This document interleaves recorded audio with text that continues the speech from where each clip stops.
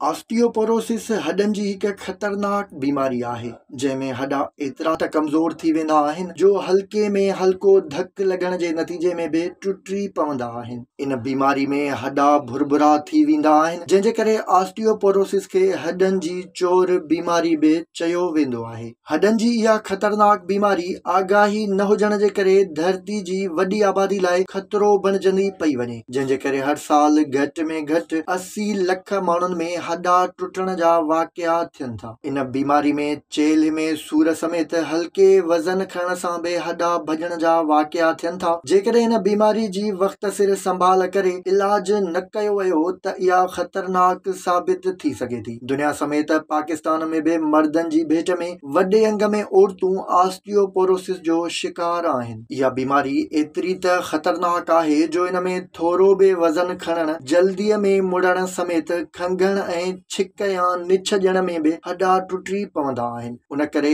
चेल्हि जे सूर तोड़े जोड़नि जे ॿियनि मसइलनि जो शिकार माण्हुनि, ख़ासि करे औरतुनि खे घुर्जे त उहे फौरी तौर ते डॉक्टर सां राब्तो कनि ऐं इन बीमारी खां बचाव लाइ उपाउ वरिता वञनि।